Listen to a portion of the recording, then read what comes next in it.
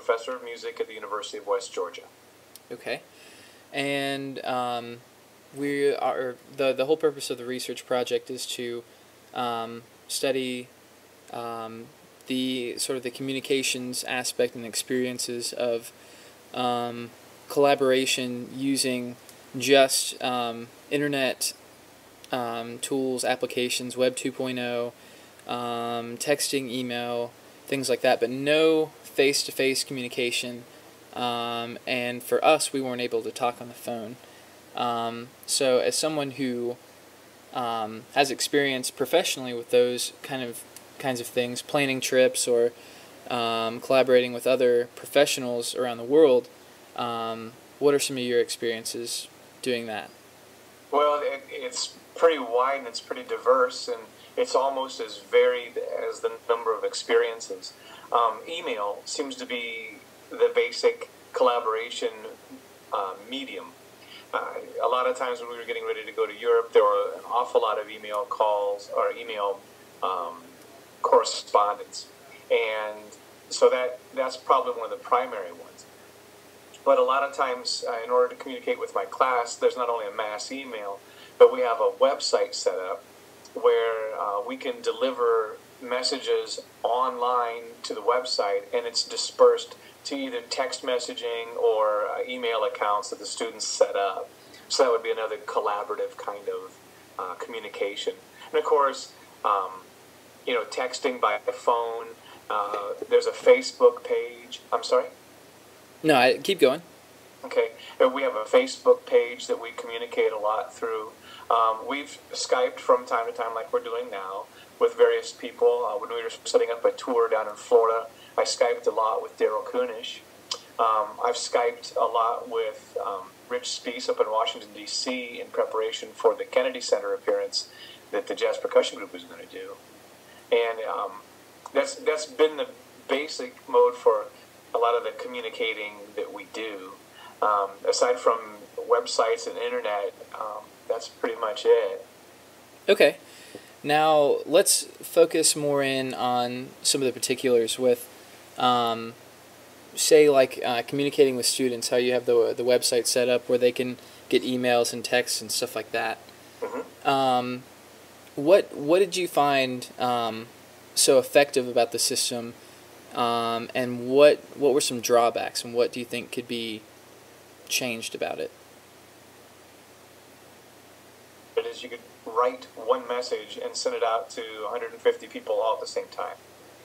That was probably the easiest and biggest way to communicate, especially last minute, because when a student is carrying their phone and you could text them or text a group of students all at the same time, that's an amazing advantage.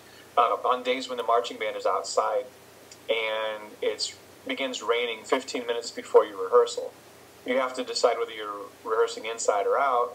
And so if you text this one message on the website, it goes out to all the people who have subscribed to it, and they know instantly that rehearsal is either there on the field outside or at another location. Those are the advantages. The disadvantage is obviously there are some students who have to pay money to receive a text, and so that bothers their phone plan. Some students refuse to participate in it, and so it would go to an email account, and so they don't always have the access to check their email account just before the rehearsal begins. And plus, it's kind of cumbersome if somebody changes their email address or there's a little bit of some information that changes. So, every semester we have to update and, move things around in order to keep it active.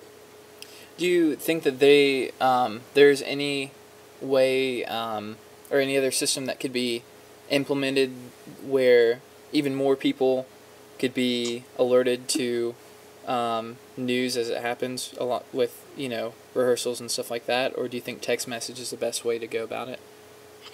Well, I think there would be a better way if some of the social networks like MySpace and Facebook, how they have their live feed? Yeah. If we could incorporate that into communicating like an instant message kind of a way, okay. But again, one place where you could post it, but it would instantly go out to everybody. then there would be no need for feedback necessarily. I think that would be our next step, because now we have to type the message, send it to the website, and then the website disperses it accordingly, where if everybody was tuned into the same kind of social page, it would be a lot more direct and efficient way to at least communicate one way. Okay.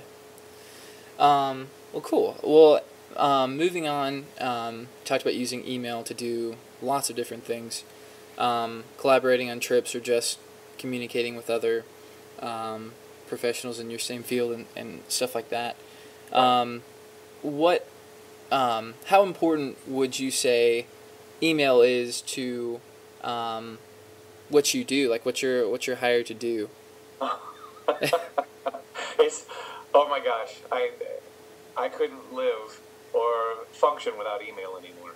I get an average of just about 65 to 70 messages a day, and those range in importance from the most important, put the fire out immediately kind of message, all the way down to the most mundane junk mail. The importance of that is it's a record, so you have it in writing that somebody has agreed or disagreed or made some thoughts about an idea. It's also a means of sending things that you would otherwise send by U.S. Post or by fax, and sometimes even, because you can send music digitally, video digitally, and documents digitally, it really replaces so many other things. And as a musician and as a conductor, if I'm auditioning for some kind of a group or event, I can send those things right now, immediately, and they have them. As opposed to having to make the CD, cut the CD, label the CD, put it in the binder, and send it and hope that it gets there in time. And it's been an amazing, efficient advantage for people in my field. Now, I mean, you mentioned getting 65 to 70 emails a day. What would you say some of the limitations are to email as far as the multitude of messages you get, or certain things that you can and cannot send, or maybe the size of files and things that just won't go over email? Right. If there are some emails that have limited capacity, and so you could reply to an email and your message keeps getting bounced back because the person can't receive. There are, email is really there for your advantage, and so if somebody wants you to respond, and you do respond, they might not read it until hours, maybe even days later. You're really not in an instant messaging kind of communication. So, you don't know if somebody's screening emails. You don't know if they got it. You don't know if it's bouncing back. You don't know. There's a lot of different things. When a server goes down, it creates chaos. It really does. It reminds me of the scene from Ants where the one ant steps goes, "I've lost the trail." It's kind of the way email is right now. If